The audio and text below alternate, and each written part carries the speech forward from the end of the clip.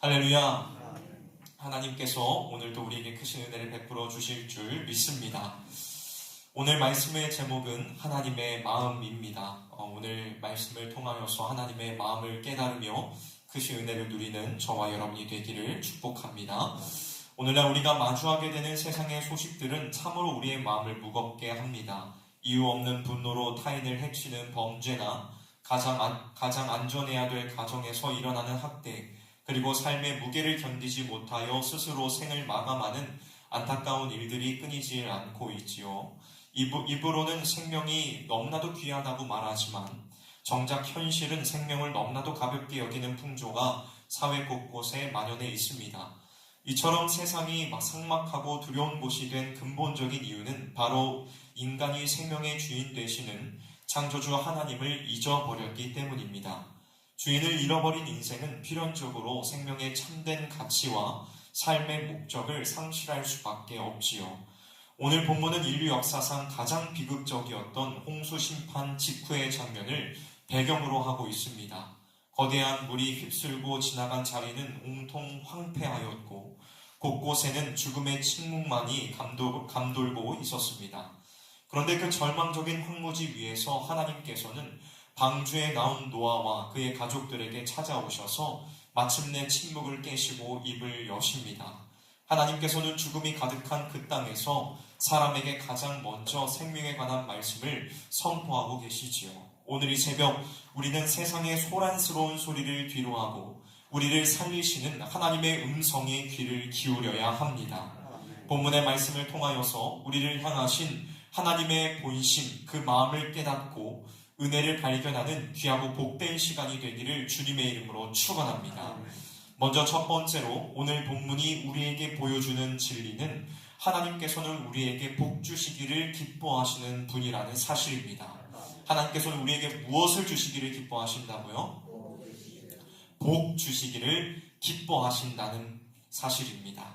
1절 말씀을 우리가 함께 읽어보도록 하겠습니다. 시작. 하나님이 노아와 그 아들들에게 복을 주시며 그들에게 이르시되 생육하고 번성하여 땅에 충만하라. 아멘. 방주에서 막 걸어 나온 노아와 가족들에게는 어쩌면 자신들이 생존했다는 그 기쁨보다는 두려움이 앞섰을 것입니다. 왜냐하면 그들은 하나님의 거룩한 진노가 온 세상을 뒤덮는 것을 목격한 당사자들로서 마음 한구석에는 또다시 자신들에게 심판이 임하지는 않을까 하는 공포가 자리 잡고 있었을 수도 있었기 때문이지요. 그러나 하나님께서는 그들에게 엄한 경고를 주지 않으셨습니다. 놀랍게도 하나님께서는 그들에게 가장 먼저 복을 선언하셨습니다. 특별히 생육하고 번성하여 땅에 충만하라는 이 말씀은 태초에 하나님께서 천지를 창조하시고 죄 없던 아담에게 주셨던 그 축복과 동일한 내용이었습니다. 이것은 비록 사람은 타락하여 범죄하고 세상은 심판을 받았을지라도 우리를 향하신 하나님의 사랑과 계획은 결코 변하지 않았음을 의미하는 것입니다. 사랑하는 성도 여러분, 하나님께서는 실패한 우리 사람을 포기하지 않으셨습니다. 노아를 통하여 무너진 세상을 다시 세우시며 다시 시작하자, 내가 다시 너희에게 복을 주시겠다고 선언하고 계시는 것입니다. 하나님의 이 세심한 배려는 3절에서도 나타납니다. 하나님께서는 모든 산동물은 너희의 먹을 것이 될지라 라고 말씀하십니다. 홍수 이전에는 채소만 주셨으나 홍수 이후에 척박해진 환경 속에서 사람이 살아남을 수 있도록 동물까지 양식으로 허락하신 것입니다. 이는 하나님께서 우리의 영적인 회복뿐만 아니라 육신의 필요와 생존까지도 책임지시는 자비로우신 아버지 되심을 보여주는 것입니다. 사랑하는 성도 여러분, 때로는 우리의 인생에도 거센 홍수처럼 휘몰아치는 아픔이 찾아올 때가 있습니다. 실패와 상실감으로 인하여 텅 빈 들판에 홀로 선 것과 같은 막막함을 느낄 때가 있지요. 그러나 이 사실을 기억하십시오. 우리 하나님께서는 진노 중에도 긍휼을 잊지 않으시는 분이십니다. 폐허 위에서도 우리에게 다시 일어나라, 다시 번성하라고 격려하시는 소망의 하나님이 우리가 믿고 섬기는 하나님인 줄로 믿습니다. 이것은 우리의 자격이나 공로 때문이 아닙니다. 우리가 하나님을 잘 섬기거나 하나님께 사랑받을 만한 일을 했기 때문도 아닙니다. 이것은 전적인 하나님의 은혜로서 이 은혜로 말미암아 우리는 다시 일어설 수 있는 것입니다. 오늘 이 새벽 우리를 향하여 내가 너에게 다시 복 주기를 원하노라 라고 말씀하시는 주님의 음성을 붙드는 저와 여러분이 되기를 소원합니다. 과거의 실패나 상처에 매여 있지 말고 우리에게 다시 시작할 기회를 주시는 그 신실하신 사랑을 의지하여 믿음으로 일어나는 저와 여러분들이 되시기를 주님의 이름으로 축원합니다.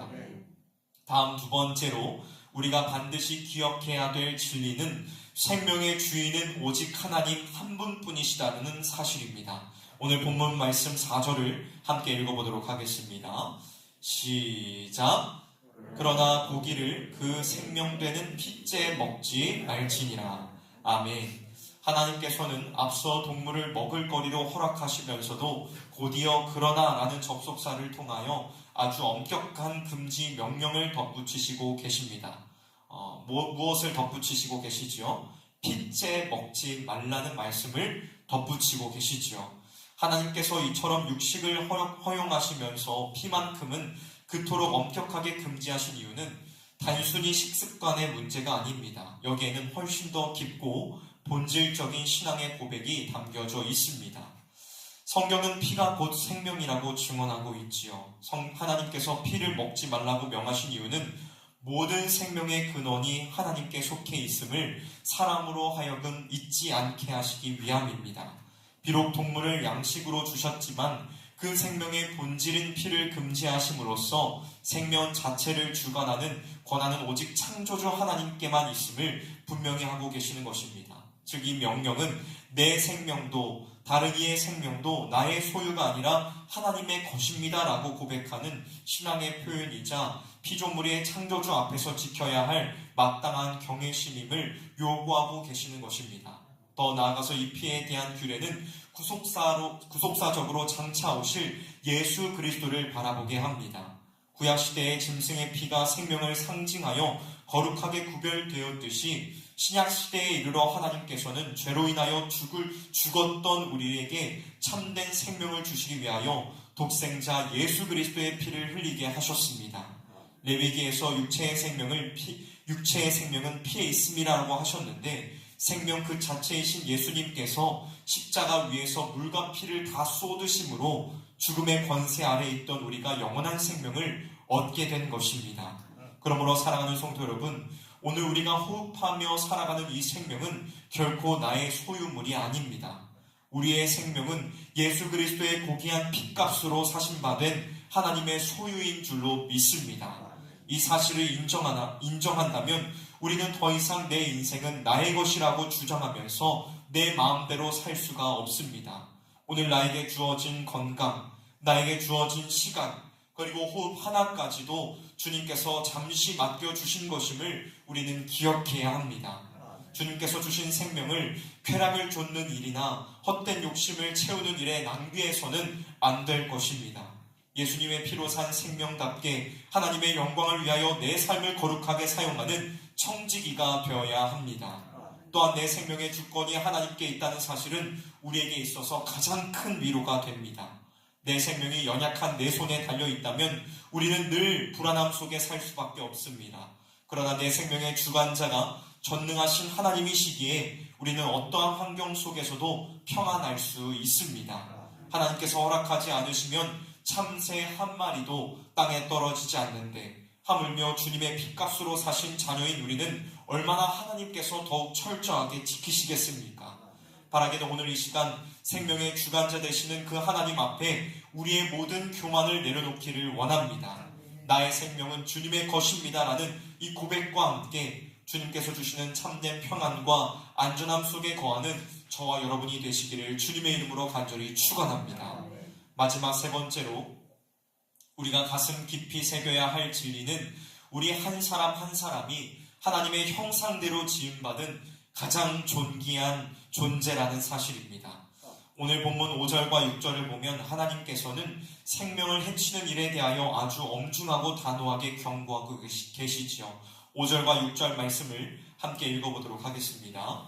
시작. 내가 반드시 너희의 피, 곧 너희의 생명의 피를 찾으리니 짐승이면 그 짐승에게서 사람이나 사람의 형제면 그에게서 그의 생명을 찾으리라. 다른 사람의 피를 흘리면 그 사람의 피도 흘릴 것이니 이는 하나님이 자기 형상대로 사람을 지으셨음이니라. 아멘. 이 말씀은 단순히 살인하지 말라는 윤리적이거나 도덕적인 차원의 명령을 넘어선 것입니다. 하나님께서는 지금 인간의 생명을 해치는 것을 하나님 자신에 대한 직접적인 도전으로 간주하고 계시죠. 6절에서는 그 이유를 명확하게 밝히고 계십니다. 이는 하나님이 자기 형상대로 사람을 지으셨음이냐. 이것이 바로 우리 사람이 존귀할 수밖에 없는 가장 근본적이고 절대적인 이유입니다. 우리가 다른 피조물들과 구별되는 결정적인 특징은 바로 우리 안에 하나님의 형상이 새겨져 있다는 것입니다. 비록 아담의 타락으로 인하여 그 형상이 훼손되고 일그러졌을지라도 사람은 여전히 창조주 하나님을 반영하는 존귀한 존재인 줄로 믿습니다. 그러므로 누군가의 생명을 해치거나 그 인격을 모독하는 행위는 단순히 한 사람에게 가하는 폭력을 넘어섭니다. 그것은 그 사람을 지으신 창조주 하나님을 향한 도전이며 하나님을 대적하는 무서운 죄가 되는 것입니다. 하나님께서는 그분의 형상대로 지으신 사람을 이 땅의 대리자로 세우셨습니다. 그렇기에 사람을 향한 우리의 태도는 곧 하나님을 향한 태도와 직결되는 것입니다. 오늘 본문의 엄중한 경고는 바로 이 영적인 질서를 선포하고 있습니다. 특별히 우리는 이 창조의 원리를 예수 그리스도의 십자가의 사랑 안에서 더욱 깊이 이해해야 합니다. 죄로 인하여 파괴되고 희미해진 하나님의 형상을 온전히 회복하기 위해서 하나님의 참 형상이신 예수 그리스도께서 이 땅에 오셨습니다. 예수님께서는 십자가에서 자신의 몸을 찢으시고 그 귀하신 보혈의 피를 흘리심으로써 죄인된 우리를 다시 거룩한 하나님의 자녀로 회복시키셨습니다. 즉 내 옆에 있는 형제와 자매는 단순히 육체를 가진 사람이 아니라 예수님께서 목숨을 바쳐 되살려내신 천하보다 귀한 존재들이라는 사실입니다. 그러므로 우리가 서로를 대하는 태도는 근본적으로 달라져야 합니다. 세상은 사람의 가치를 능력이나 소유, 외모로 평가하지만 구원받은 우리는 달라야 합니다. 나의 생각과 다르고 때로는 나에게 손해를 끼쳤다고 해서 누군가를 미워하거나 정죄하는 마음을 품는다면 그것은 그 사람 안에 있는 하나님의 형상을 업신여기는 죄가 됩니다. 요한일서 4장 20절은 보는 바 그 형제를 사랑하지 아니하는 자는 보는 바 하나님을 사랑할 수 없느니라고 말씀합니다. 그러므로 이제 우리는 모든 사람을 그리스도의 핏값이라는 렌즈를 통하여 바라보아야 합니다. 가정에서도 가족들을 대할 때에, 교회에서도 지체들을 대할 때에, 심지어 나를 힘들게 하는 이웃을 대할 때에도 저 사람은 하나님께서 그분의 형상대로 지으신 존귀한 자다. 예수님이 피 흘려 사신 보배로운 사람이다라는 거룩한 인식이 우리 안에 있어야 합니다. 이 믿음이 우리 안에 굳건히 자리를 잡을 때에 분노와 미움은 사라지고 그 자리에 그리스도의 사랑과 존중이 싹트게 될 것입니다. 오늘 이 새벽 우리 안에 한 영혼을 천하보다 귀하게 여기시는 하나님의 그 마음이 회복되기를 원합니다. 내 생명뿐만 아니라 내 곁에 있는 이들의 생명도 귀하게 여길 줄 알아야 합니다. 특히 우리는 가까운 사람들을 대할 때에 그 사실을 잊어버릴 때가 많지요. 제가 이제 결혼한 지 1주년이 지난 지가 얼마 되지 않았습니다. 1년을 지내면서 보니까 정말로 소중한 사람인데 오히려 그 소중함을 잊어버리고 너무나도 함부로 대할 때가 많이 있었더라고요. 그러면서 한 해를 되돌아보면서 정말 내가 잘못했구나라는 것을 느끼고 참 회개하는 시간을 가졌습니다. 우리가 주변에 있는 사랑하는 가족들, 사랑하는 이웃들을 정말 소중하게 대할 수 있기를 원합니다. 우리가 그들을 소중하게 여겨야 될 이유가 무엇입니까? 그들 안에 무엇이 있기 때문인가요? 하나님의 형상이 있기 때문입니다. 우리가 그 사실을 기억하면서 그들을 소중하게 여길 수 있기를 원합니다. 그래서 삭막한 이 세상 속에서 서로를 살리고 세워주는 축복의 통로, 진정한 그리스도의 제자로 살아가는 저와 여러분이 되시기를 주님의 이름으로 간절히 축복합니다.